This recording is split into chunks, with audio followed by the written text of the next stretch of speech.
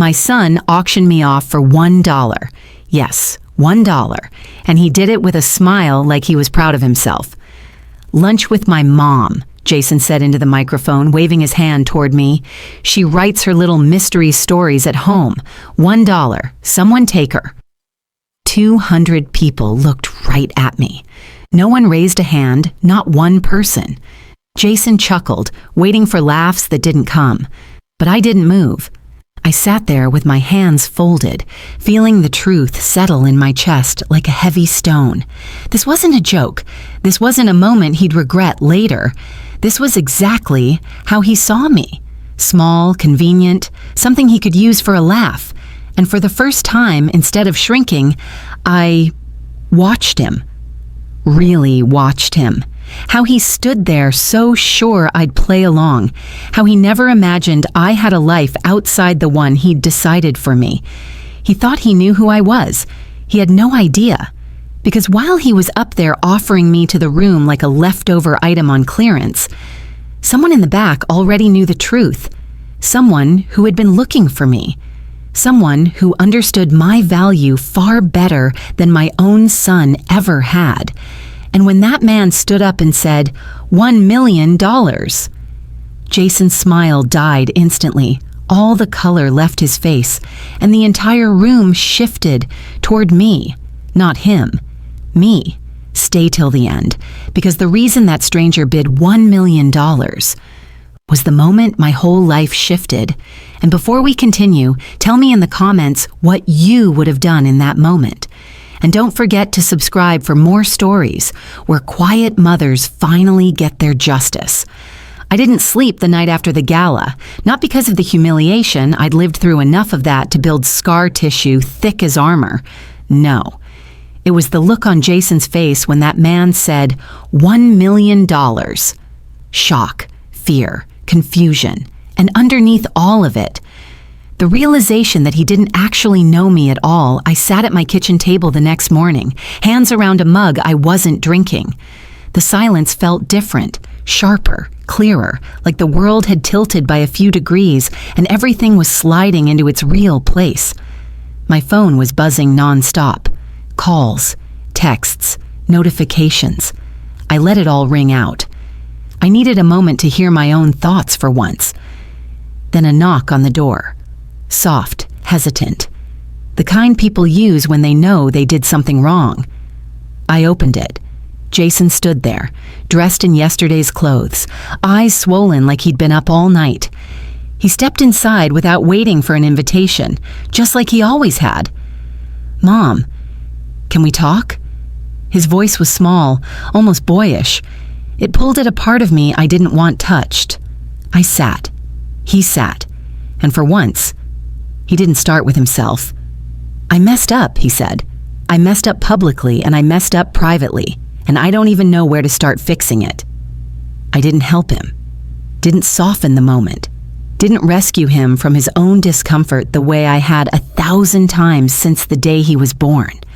"You have a habit of not listening to me," I said calmly, "so start by listening now." He swallowed, nodded, waited. "I've spent years being small so you could be big," I said. "Years saying yes so you wouldn't feel pressure. Years lowering myself so you could feel like you were climbing. And somewhere along the way, you started believing my smallness was the truth." He winced. Good. Not to punish him, but because truth shouldn't land softly. "Mom, I never meant—" "You did," I cut in. "Maybe not out of cruelty, maybe not on purpose, but you did." His hands trembled on the table. That man yesterday. Why was he bidding $1 million? Why did he know you? Why did everyone suddenly— "You never asked what I was doing with my life," I said, "so you wouldn't know." He stared at me. Long. Searching. And for the first time in years, I didn't look away. "I thought you were lonely," he whispered. "I thought you needed something to keep you busy." I almost laughed, not because it was funny, but because that was exactly the problem. He hadn't just misunderstood me, he'd minimized me, flattened me, filed me under Mom, and never bothered to check if anything was written underneath what I need, I said quietly, is to stop disappearing so you can stand taller. He flinched as if I'd struck him, but he didn't argue. He looked around the room, then really looked. At the binder of drafts on my shelf, at the sticky notes on the wall, at the stack of reader letters I kept tied with a ribbon. It was the first time he'd ever taken them in. "These are all yours?" he asked. "They always were," I said. "You were just never looking." He rubbed his face with both hands. "I don't know how I missed all this. I don't know how I missed you." A tiny sentence, honest and heavy. And that's when I realized something. He hadn't just been blind to my life, he'd been blind to his own behavior, blind to how easily he took and how hard he made it to give. "Jason," I said softly, "you treat me like a default setting, something that resets no matter how you push it." His shoulders shook. "I'll change," he said. "I swear I will. Just tell me how." I didn't answer him right away because this wasn't the moment to save him or fix him or hand him an easy path. This was the moment to draw a line so sharp it couldn't be smudged. "I'll tell you how," I said, "but not today, and not until you understand something." He lifted his eyes. "What?" "I am not your backup plan. I am not your safety net. I am not an extra in the story of your life. I have my own story, my own work, my own world, and it will not shrink just to make you comfortable." A tear slipped down his face. He nodded, not arguing, not deflecting, just hearing me, maybe for the first time. Before he could speak again, something else hit me, something I'd overlooked. "By the way," I said, "that man who bid $1 million, do you know why he was there?" Jason shook his head. "Neither do I," I said. "And that's what scares me more than anything. Because people don't show up like that by accident, and someone who knew my name well enough to stun a room of 200 was not a coincidence. A shift was coming, not just for me, but for him, for us, for everything. I could feel it. And that's when I realized the auction wasn't the betrayal. It was just the beginning. For the next few days, Jason tried to behave like a man fixing things he called more often. He dropped by unannounced. He asked if I needed anything. But goodness, the human heart is a sharp observer. When someone has taken advantage of you long enough, even their kindness rings with an echo.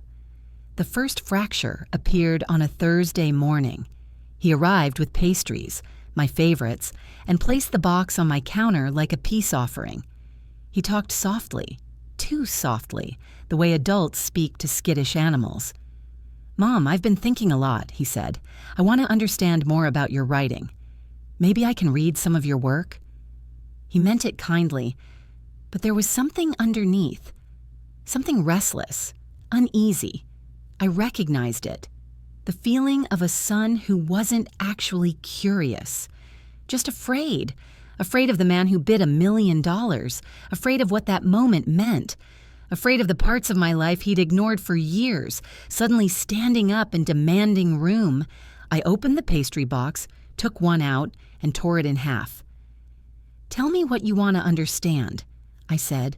He hesitated, and that was the second sign Jason never hesitated. Not unless he was trying to word something carefully. "Well," he said, "Claire's been asking questions. She's concerned." "About what?" He looked down. "About how someone could show up at the gala and offer that kind of money for you. She thinks maybe you've been hiding something big, something risky." There it was. Not curiosity, suspicion. Jason wasn't worried about me. He was worried about what my life might cost him. I wiped crumbs from my fingers and spoke in the calmest voice I had. "What exactly does Claire think I'm involved in?" He pressed his lips together. "I don't know. Something unusual." "Illegal?" I asked. He didn't answer. And that was all the answer I needed. There's a particular kind of quiet that fills a room when someone you love doubts you. It doesn't shout.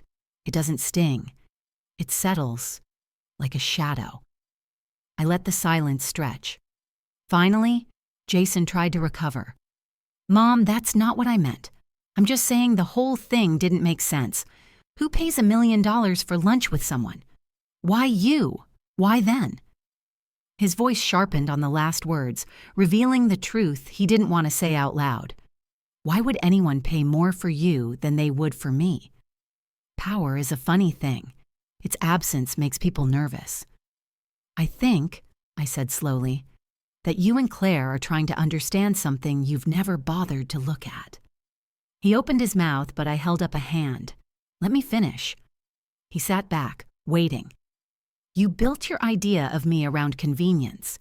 You saw what you wanted. You ignored what didn't fit. And when something finally proved you wrong, your first instinct wasn't curiosity. It was suspicion.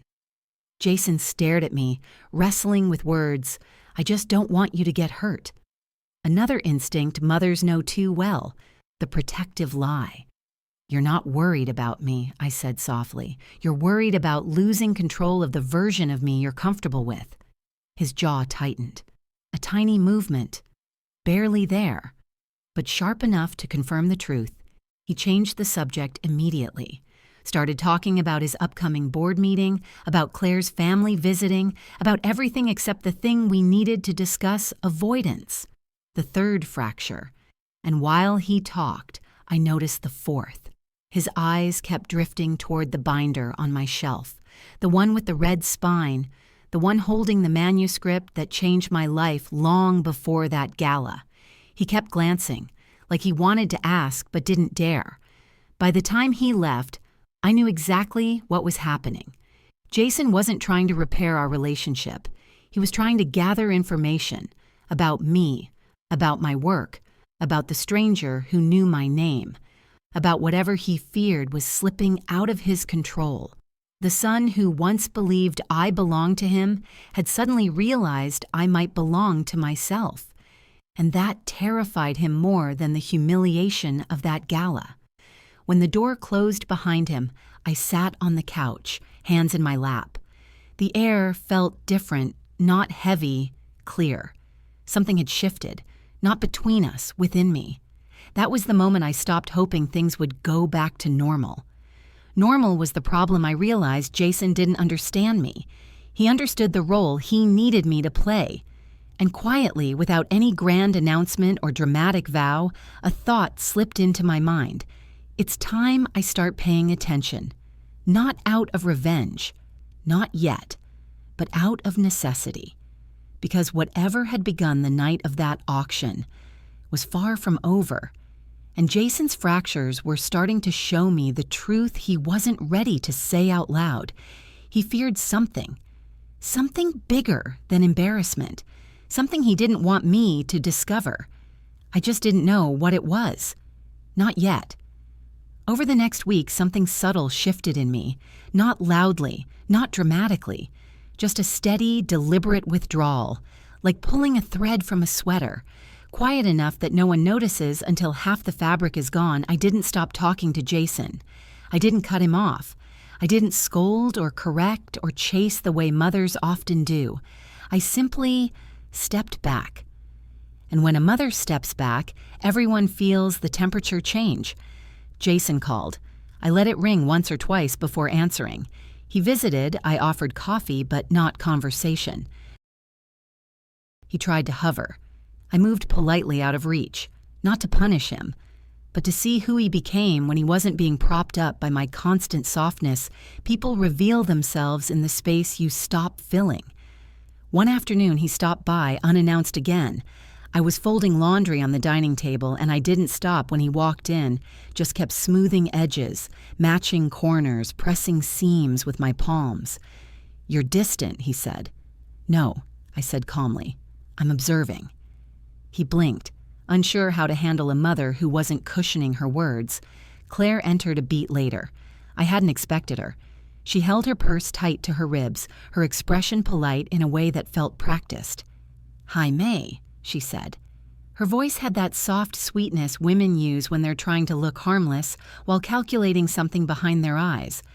I folded a towel, set it aside. "Claire." She glanced at Jason before speaking again.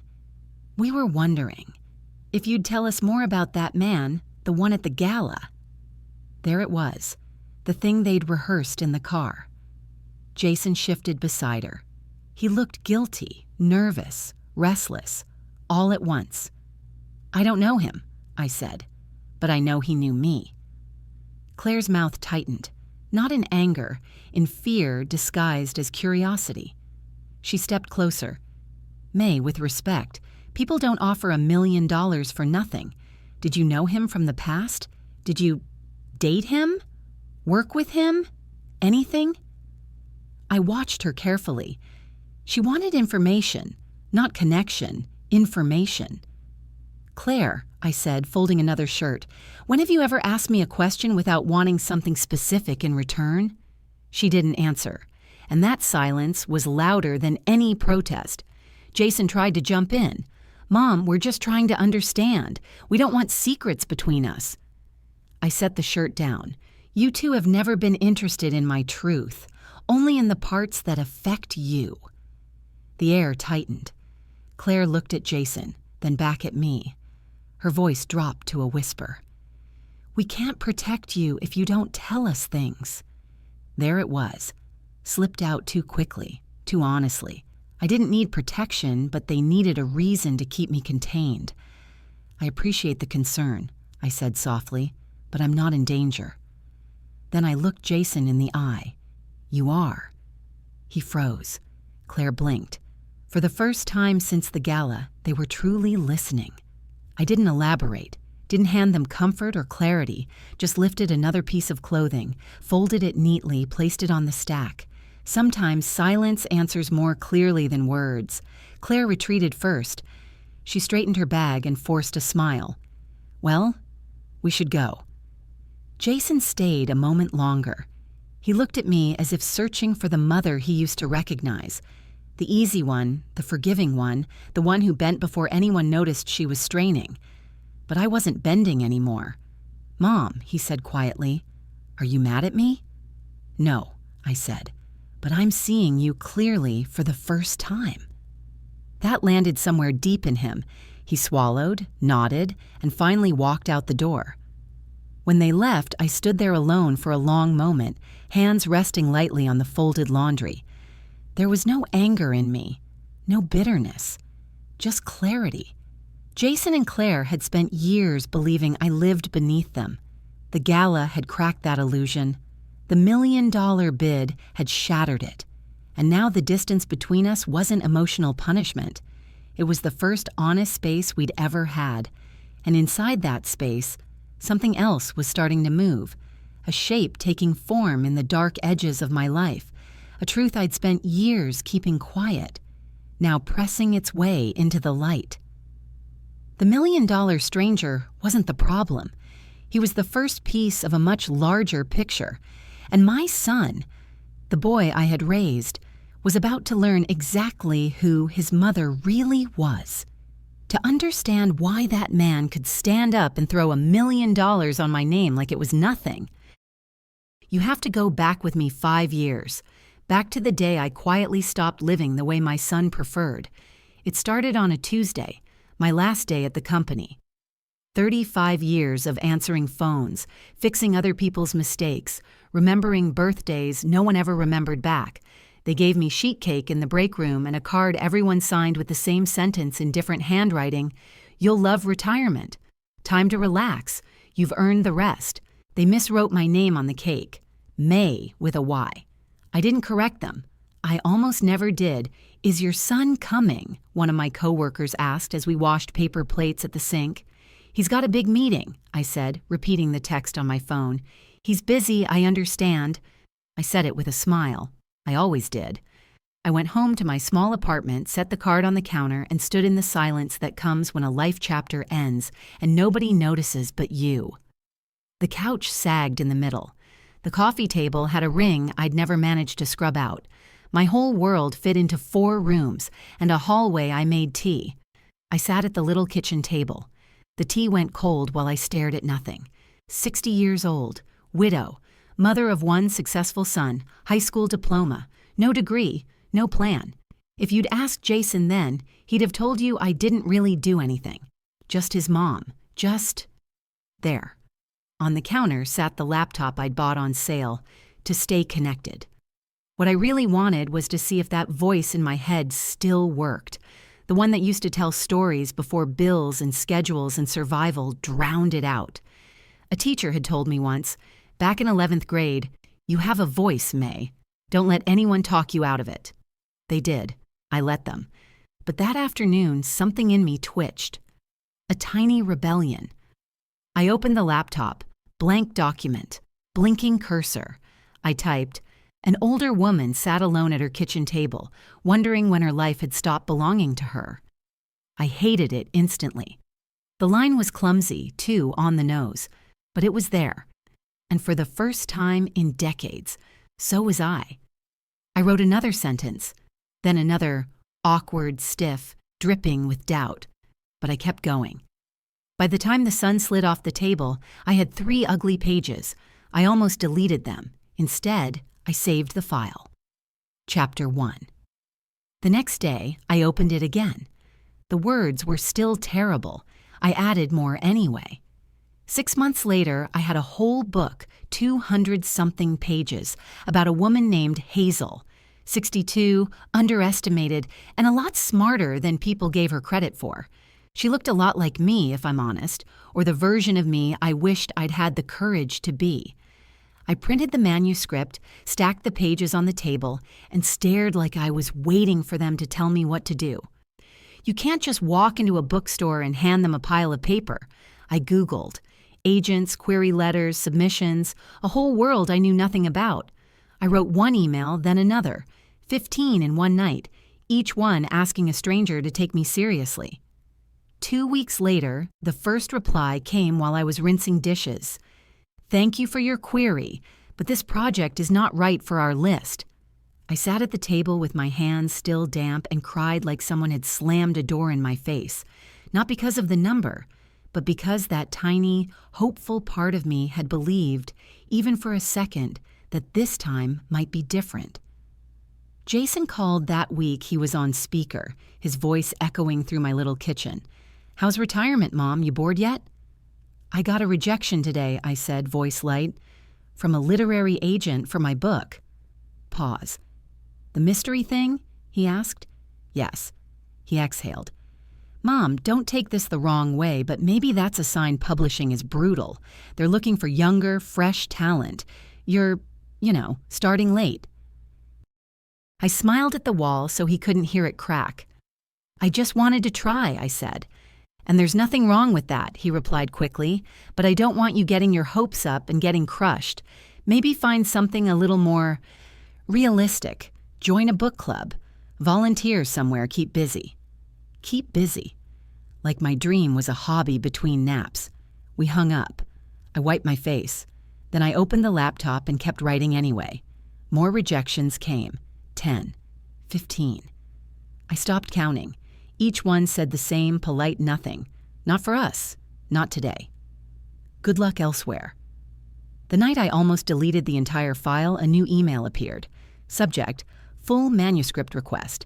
A small press wanted to see the whole book. I read the message 3 times to make sure it wasn't a scam. My hands were shaking when I sent it. 2 months later, another email. They wanted to publish it. My book. Print, cover, distribution, the whole thing. I sat very still at my table, the way you do when you're afraid breathing too hard will wake you from a dream I called Jason. "They're offering me a contract," I said. "They want to publish my mystery."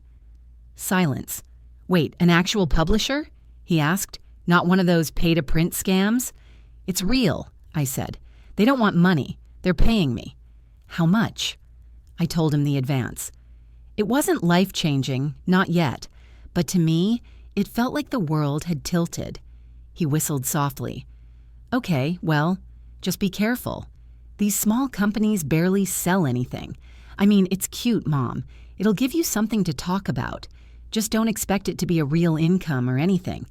Think of it like a fun project. There it was, the crack, the big one. Not the rejections, not the doubts. The moment my own son heard my biggest yes and shrank it down so he felt bigger standing next to it. "Are you proud of me?" I asked before I could stop myself. "Of course," he said. The words were automatic, easy. "I'm proud you tried. Just don't get carried away, okay? It's not like this is going to change your life." We hung up. I sat at the table, the glow of the laptop screen casting shadows on my hands. The contract was open in another window, full of small print and legal terms. On the last page, there was a question: pen name or real name? I stared at that line for a long time. That was the moment. Not the cake with the wrong name, not the rejections. This, the choice between the version of me they all thought they knew and the woman I might still become. I typed a name that wasn't quite mine. May Carter became MJ Carter on that contract, close enough that I'd answer to it, different enough that if everything fell apart, I could hide. And as I typed, a quiet decision settled in my chest. Jason didn't have to believe in me. He didn't even have to know who I really was to the rest of the world, but I would no longer hand him the power to define me. He could have my love. He could have my time, sometimes. He could have my presence. But he would not have my identity. I signed the contract, saved a copy, closed the laptop. No dramatic promise, no angry vow, just one clear thought. You don't think this will change my life, Jason? But it will. And when it does, I'm not going to let you spend it for me. That was the day I stopped living as his retired mom and quietly became something else. The day I chose to keep my future in my own hands, even if he never realized I had one. And that quiet decision made at my kitchen table with cold tea beside me is what turned that $1 humiliation into the sweetest justice I've ever known. Book 1 came out quietly. No fanfare, no launch party, no interviews. My publisher printed 5,000 copies and mailed me 10. I held the first one in my hands and felt something I hadn't felt in decades: ownership of myself, of my voice. I shelved 9 copies in the closet. I kept one on my kitchen counter where I could see it every time I passed.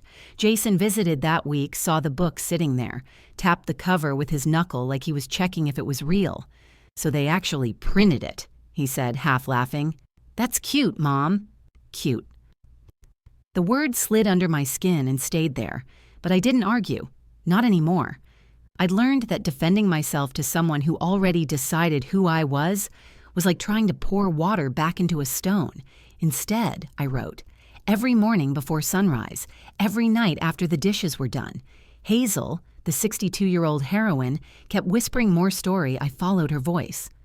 1 month in, something unexpected happened. The book started selling. Not fast, not viral, just steady. Like a heartbeat. Reviews trickled in. I'm 58 and this is the first time I saw a heroine who feels like me. Finally, a mystery not written for 20-year-olds. My mom loved this thank you. I read every single one, sometimes twice, sometimes crying, sometimes laughing at how delayed my courage had been. Book 2 poured out of me in 4 months, Hazel sharper, older, more certain of her worth. The version of myself I was still becoming. This time the publisher printed more copies. This time Jason didn't ask about it. Didn't mention it at all. He only called when he needed something. Help with a bill he forgot to pay. Help with the dog he and his girlfriend adopted and immediately realized was too much. Help organizing something for work. My life was convenient for him. A container for his overflow. But the world was starting to see me differently, and slowly so was I. 2 months after Book 2 came out, I got an email from a literary agent. A real one. A respected one. Not someone I'd begged to read my query. Someone who came looking for me. I've been tracking your sales, she wrote. There's a clear pattern of growth here. Women in your demographic are hungry for stories like yours. Are you seeking representation? I sat back in my chair. my heart beating faster than it had in years. Someone important, someone who had access to rooms I'd never dreamed of, wanted me. My voice, my work. I signed with her a week later. Her name was Donna Reeves, and from the very first phone call, she spoke to me in a way Jason never had. Not as mom, not as someone with time, not as a woman who needed a hobby, but as a writer, a creator, a businesswoman. Donna turned my world inside out in the best way. She renegotiated contracts, secured better royalties, fought for marketing budgets I never even knew were possible. Book 3 sold to a bigger publisher, a real advance, a real campaign. They wanted airport placement, radio spots, digital push. I called Jason to tell him, still hoping, quietly, foolishly, that this time he'd hear me. They want to put my next book in airports, I said. A major publisher picked it up. His voice was flat, distracted. Mom, that's great, but don't get ahead of yourself. These things come and go. Just be happy you have something to keep you occupied. Something to keep me occupied. I hung up and sat in the silence, realizing he had no idea who I really was, even when the rest of the world was starting to figure it out. Book 3 became a bestseller. Book 4 hit even harder. Foreign rights, audio deals, a year's income that looked like numbers I'd only seen on paperwork Jason bragged about. But here's the twist, the rising mystery inside my own life. Someone else had been watching all this. Not Jason, not his wife, not anyone who'd ever dismissed me. Someone bigger. Someone who stayed in the background for months, studying my work, asking questions about adaptation, checking schedules, negotiating quietly with Donna. Someone who already knew the truth the night Jason auctioned me off for $1 and was waiting for the right moment to make their move. That someone was the man who stood up with the $1 million bid. And long before he said those 3 words, he'd already changed the course of my life. Because while Jason was expecting me to run his Gala errands, that man was preparing a deal that would turn my books, my small, quiet, invisible stories, into something the whole world would see. And the closer we got to the Gala date, the more the 2 paths of my life, the mother Jason thought he had and the woman I actually was, were about to collide. Not loudly, not all at once, but like a fuse burning quietly toward the moment everything changes. When the stranger said, $1 million, the room froze around my son. Jason's laugh died in his throat. The microphone squealed in his hand. 200 people turned, not toward him, but toward the man in the back who'd just changed the entire temperature of the night.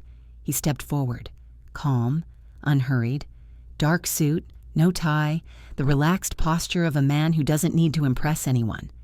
I said, he repeated, $1 million for lunch with May Carter. You could feel the air shift, curiosity first, then confusion, then something that sounded a lot like respect. And it wasn't aimed at my son. The auctioneer stammered, Sir, are you serious? I don't make joke bids, the man said. His eyes found mine across the room, not when it comes to her. Jason stared at him, then at me, then back at him. Do you know my mom? In a way, the man replied. I know her work very well. That word, work, landed heavy. He walked down the center aisle, and as he passed, I saw 3 different guests pull out their phones, thumbs flying. One woman at a nearby table gasped. Oh my God, she whispered, staring at her screen. Her friend leaned over, reading. Then she looked at me like she'd seen a ghost. Are you... She pointed, voice shaking a little. Are you MJ Carter? The room rippled, heads turning, people murmuring. Someone said, no way. Someone else said, I just finished her last book. Jason's face went blank. Who? He asked. The woman held up her phone, cover art glowing on the screen. The Hazel Quinn Mysteries. My book club is obsessed. This is the author. All at once, there it was. The truth I had been quietly living standing naked in front of my son, his colleagues, his boss, his wife. The stranger turned slightly, addressing the crowd but keeping me in his line of sight. "For anyone who doesn't recognize her," he said, "this is M.J. Carter, the best-selling author whose books have been holding the top spots in our demographic for 3 years." A man at table 3 let out a low whistle. Another woman covered her mouth. A younger guest said, "My mom loves her. She made me read them." He continued, matter of fact, "I'm Daniel Price, head of original content at North River Studios." He paused just long enough for the name to land. "A few months ago, I started looking for a crime series with an older female lead. Real, sharp, layered. Your books kept coming up." Donna's voice flashed through my mind. "There is significant interest in your work right now." Significant interest, I suddenly realized how big those words had been. Daniel faced me fully now. "We've been in conversation with your agent. We've scheduled and rescheduled meetings, trying to make things work around a family commitment." He let that hang. "We're prepared to offer a full series adaptation deal, multi-season, multi-million."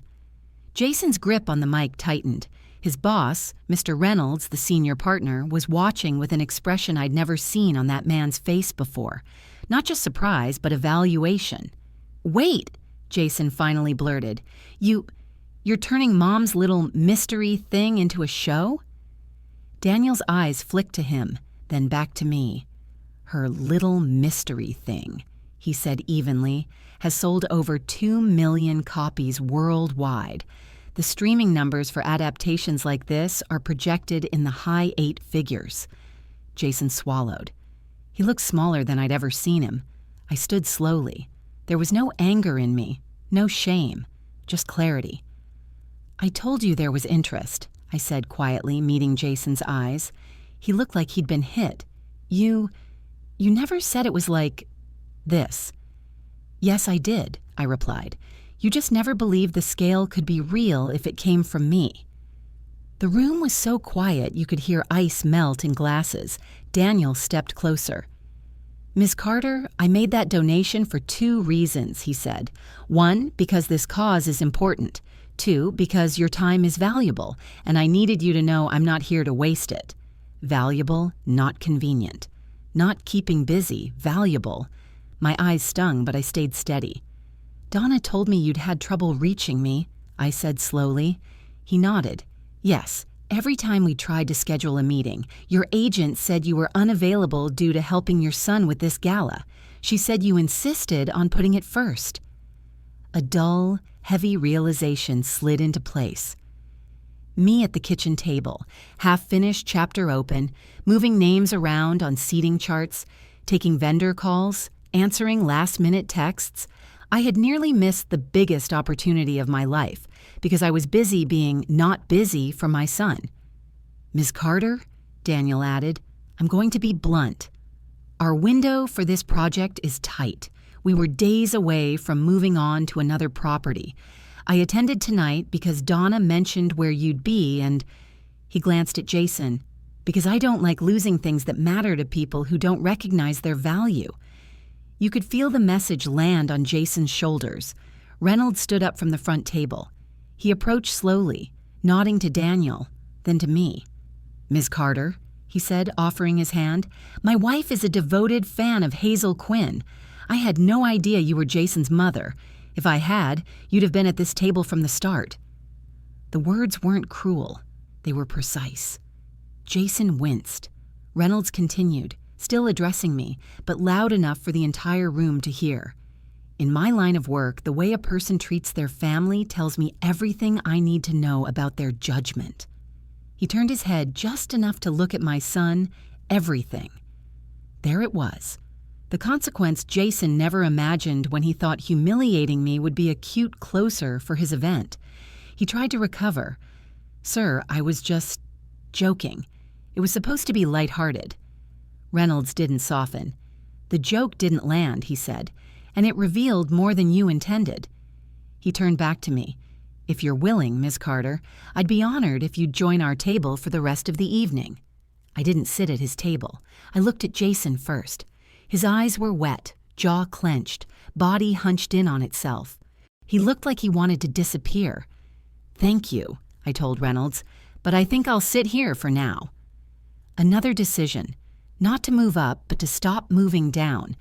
Daniel cleared his throat, drawing the room's focus again. "Just so it's clear," he said, "the $1 million bid is very real. I'll wire it tonight. It's a small price to pay for the lunch where we finalize terms of a deal that could change crime television for a long time." Small price for my time. I watched Jason's hand drop from the microphone. He set it back in its stand like it weighed more than he could carry. Claire sat rigid at their table, eyes darting between me, Daniel, and Reynolds. You could almost see the calculation on her face shattering piece by piece. Everything she thought was nothing had just become the most valuable thing in the room. Later, when the applause faded and people started moving again, they came to me one by one. "I stayed up all night with your last book. My mother felt seen because of you. I thought I was too old to matter until I read Hazel." Every sentence was a brick, not building a wall. Building a foundation under my feet. While they spoke, I glanced up once and saw Jason standing alone near the side wall. No one was gathered around him now. No one asked about his big accounts or his promotion. He watched as his boss shook my hand, as Daniel slipped me his card, as complete strangers told me I had changed their lives. He was seeing, maybe for the first time, that the mother he'd tried to sell for $1 held something he could neither control nor claim. I didn't gloat. I didn't smirk. I didn't throw his own words back in his face. I just stood there, quietly, fully myself, and let the truth do what truth does when it finally comes to light. By the time I left that ballroom, two things were certain. The adaptation was moving forward, and my son would never again be able to pretend that my life was a side hobby running in the background of his. The only question left was what kind of man he would choose to be now that he'd seen the whole picture. Jason came to my house the next morning. No warning, no text, just the sound of urgent knocking that didn't match the polite rhythm he usually used. I opened the door. His eyes were red. His shirt wrinkled. He looked like he hadn't slept. "Mom," he breathed, stepping inside without waiting. "We need to talk." I didn't offer him a seat. I simply stood there, hands resting lightly on the back of a chair. He paced once, ran a hand through his hair, then turned to me with a mix of anger, fear, and something I'd never seen from him before: uncertainty. "Why didn't you tell me?" he demanded. Why would you hide this from me? From us?" There it was, the reflexive us. As if his wife had ever cared about my life beyond what I could provide, I kept my voice even. "I didn't hide anything, Jason. You never asked." He flinched. "You knew I was struggling at work," he said.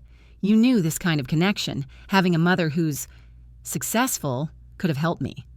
I held his gaze. "Is that why you're upset? Because you wanted to use me?" He froze. The truth in the question hit him like a slap. "It's not like that," he whispered. "Then what is it like?" He stood there in silence, shoulders rising and falling with shallow breaths. After a long moment, he sank into the nearest chair, elbows on his knees, head in his hands. "I didn't know," he murmured. "I didn't know you had this whole life. I didn't know you were important." One quiet sentence. One painfully honest truth. Important. As if that title only belonged to people he approved of. I sat across from him, folding my hands. "Jason," I said softly, "I was important before the books, before the sales, before the deal." I paused. "You just never looked at me long enough to see it." His throat bobbed. He stared at the carpet. "Mom, I messed up." His voice cracked. "I shouldn't have done that at the gala. I thought it was harmless. I thought everyone would laugh. I didn't mean to humiliate you." "But you did," I said gently, "and not because of the joke." He lifted his head. Tears clung to his lashes. "You humiliated me," I continued, "because you believed the joke was true." He winced like the words physically hurt. "I was wrong," he whispered. "I see that now." For the first time, he didn't sound defensive. He sounded human, small in the way people become when they finally stop performing. He took a shaky breath. "I don't want to lose you," he said. "Tell me how to fix this." And this was the moment everything in the story pivoted. Not when he mocked me. Not when Daniel made his bid. Not when the room gasped. Here, at my kitchen table, where he looked at me not as his mother, but as someone he had hurt. "You can't fix it," I said quietly, "but you can learn from it." He wiped his face with the back of his hand. "What do I do?" "Start by treating me," I said, "with the same respect strangers gave me last night." A long silence. He nodded slowly. "I can do that." Then came the moment I knew had been building all night, the part he'd been avoiding, circling, fearing. "Mom," he said carefully, "this deal, this adaptation, this money, I just want to make sure you're protected. These kinds of things can go wrong. I think you should let me help manage it." There it was, the last tug of an old dynamic, the instinct to take control wrapped in the language of concern. I didn't raise my voice. I didn't scold. I didn't accuse. I just said the truth. "No, Jason." His face fell. "You don't trust me? I don't need you to manage me." My voice was gentle, firm, unshakable. "Not anymore." The words settled in the room like dust after a storm. He nodded once. A surrender, a realization, a quiet acceptance of boundaries he'd never imagined I could have.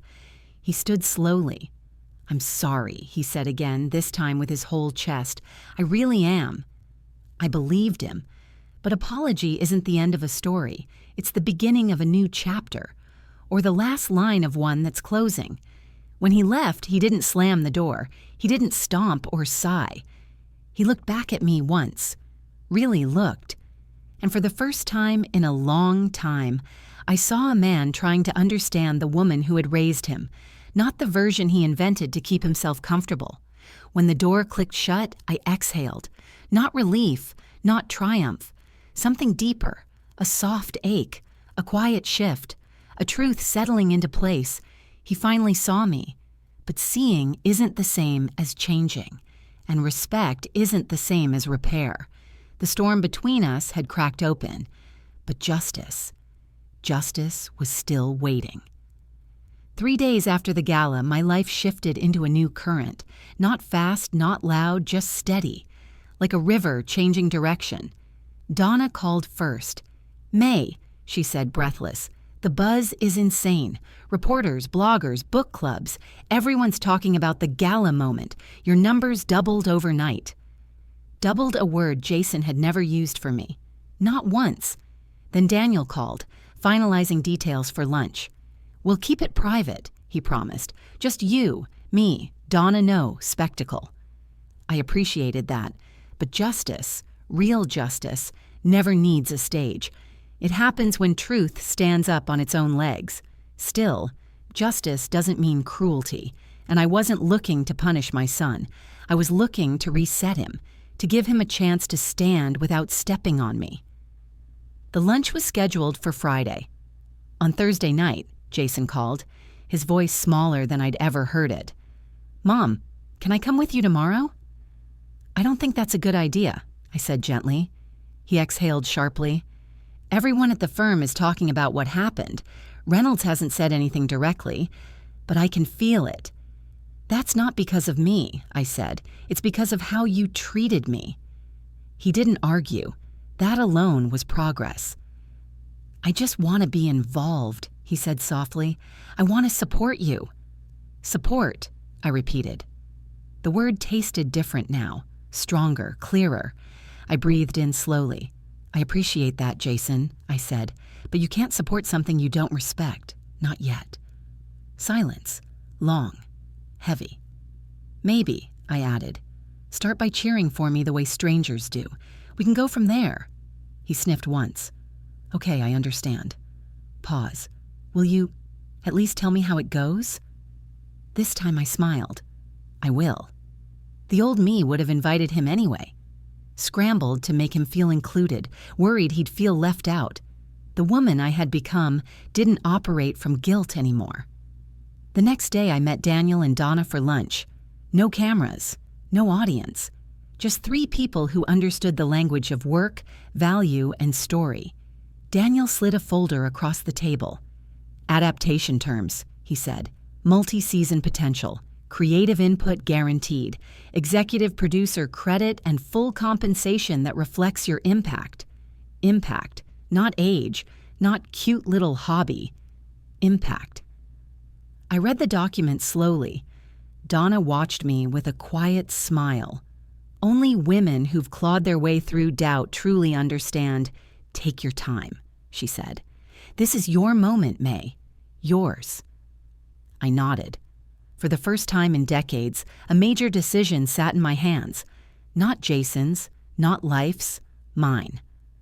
When I signed, Daniel shook my hand like I was a colleague, not a favor. We're going to build something powerful, he said. Hazel deserves it, and so do you. The papers were tucked into my bag, and for the first time, the weight I carried felt like pride, not burden. Justice Step 2 was complete. When I got home, Jason was parked in front of my building, sitting in his car, hands gripping the wheel like he was preparing for impact. He jumped out as soon as he saw me. "How did it go?" he asked, voice tight. Did you sign?" "Yes," I said. "I did." His shoulders sagged in a mix of awe and regret. "That's amazing," he whispered. "I'm proud of you, Mom." He paused. "I really am." This time I let myself believe him. A little. He walked me upstairs, quiet, thoughtful, almost boyish. When we reached my door, he turned suddenly. "Mom," he said carefully, "I told the firm the truth." I raised an eyebrow. "What truth?" "Everything," he said. "I told them I didn't know how successful you were because I never bothered to ask. I told them I underestimated you, and that I was ashamed of how I acted at the gala." He swallowed. They respected that more than pretending nothing happened. Something warm pressed gently in my chest. Not forgiveness, but recognition of growth. He wasn't perfect, but he was learning. And that, in a family, can be its own quiet justice. "I'm glad," I said softly. "Taking responsibility is a start." He nodded. "Mom, I promise I'll do better. Not because of the money, not because of the success, but because I want to be the kind of son you deserve." This was the moment I'd been waiting for, not revenge, not dominance, not triumph, respect, real respect, the kind that comes only when someone finally sees you fully. I took a breath. "Then start here," I said.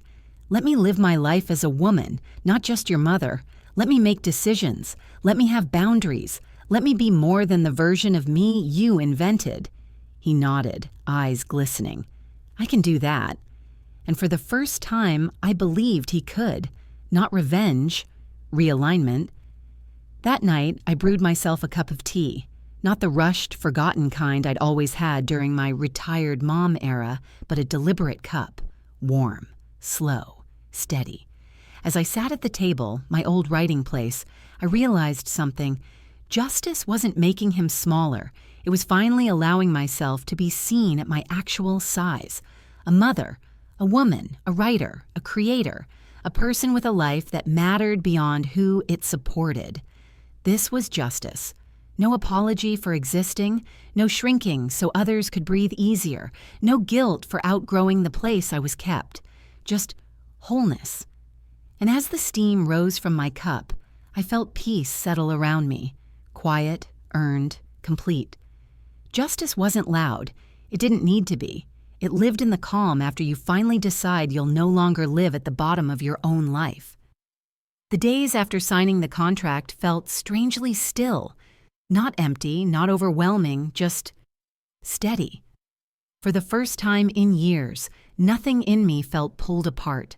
Not by guilt, not by expectation, not by the quiet pressure to fit into a version of myself that kept everyone else comfortable. I woke early that Sunday morning, sunlight soft at the edge of the curtains. My apartment was quiet, the kind of quiet that used to feel lonely. Now it felt earned, like space I'd finally taken back. I made tea, not rushed this time, not forgotten on the counter, just a warm, slow ritual. Steam curled upward, delicate and sure. A small symbolic reminder of the life I rebuilt, one quiet page at a time. I carried the cup to the table, the same table where I'd written the first awkward sentences of Hazel Quinn, the heroine who gave me back to myself. I sat down, fingers brushing the grain of the wood. Memories rose like soft echoes, the nights I stayed up writing, the rejections, the contract, the choice to use a pen name, the gala, the $1 million moment for the first time. None of it felt unbelievable. It just felt like truth, finally catching up to courage. I opened my laptop. A blank document glowed back chapter 1. Not of Hazel this time, of something new, something that belonged to the woman I'd become. The knock on the door was gentle, not nervous, not demanding, just respectful. I opened it to find Jason standing there with 2 cups of coffee from the cafe he loved. He handed one to me without stepping inside. "I didn't want to interrupt," he said. "I just wanted to bring you something." It was small, but small things, given honestly, carry their own weight. "Thank you," I said. He hesitated, then asked, "Are you writing?" "Yes," I replied. "I am." He smiled. A real one this time, without condescension, without the faint edge of superiority that used to lace his voice. "I'd like to read it someday," he said. "When it's ready," I replied. A boundary, offered gently, understood immediately. He nodded. "I'll let you work if you need anything. Anything at all. I'm here." It wasn't a promise of control. It wasn't a request for access. It was simply presence. I watched him walk down the hall, his shoulders no longer carrying embarrassment, but something closer to humility, and maybe even pride. When I returned to my table, my tea was still warm. I wrapped my hands around the cup, felt the heat settle into my palms, and breathed in. For years, I'd poured myself thin, into motherhood, into obligation, into silence. Now I was filling my own life back up, not to prove anything, not to spite anyone, but because this was who I had always been, beneath the layers of being just mom. The contract, the adaptation, the $1 million moment, they weren't the reward, they were the reflection. The real victory was this. I no longer needed permission to take up space in my own story. I set my tea down, placed my fingers on the keyboard, and began to type, not for money, not for recognition, not for revenge, for me. The world would get whatever pages came next, but the peace, the quiet, steady peace, that part was mine. 5 years passed quietly, not rushed, not lost, just lived. My mornings looked different now. No alarm clock, no anxious checking of emails, no waiting for approval from anyone who once mistook my life for a hobby. Now I woke to sunlight instead of worry. I brewed my tea the same way I always had, but it tasted different somehow, like freedom had a flavor, and I'd finally learned to recognize it. 5 years. 5 seasons of book tours, adaptations, foreign editions, red carpets I never dreamed I'd walk. 5 years of Hazel Quinn becoming a household name. 5 years of readers telling me I'd made them feel seen. But the biggest change wasn't the fame, or the money, or the awards they mailed to my door. The biggest change was Jason. Not the old version of him. The one who had lived so high above me he could barely hear my voice.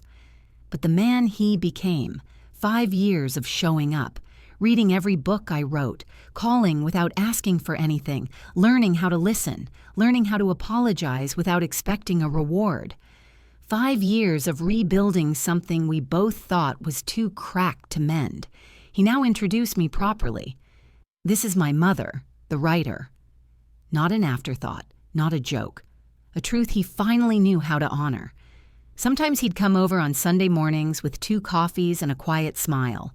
Sometimes we'd sit on my balcony in comfortable silence. No tension, no distance, just a mother and son learning who they were without old shadows. He once said, "Mom, I think you were always this person. I was just too young, too proud, or too blind to see it." I didn't argue. Some truths don't need decoration. Tonight, I opened the very first copy of my newest book, the 10th in the series. Hazel Quinn was older now, wiser. Still sharp, still unafraid. I set the book beside my cup of tea. Same table. But not the same woman. I smiled to myself, thinking of how everything began, with a blank page and a life that finally refused to stay small. And I realized something simple, something I wish I'd known decades ago. Sometimes being left behind is the fastest way to get ahead. And now I want to hear from you. What would you have done in my place? Tell me in the comments. And if you've ever trusted the wrong people or been underestimated by the ones you loved, this story, every word of it, was for you.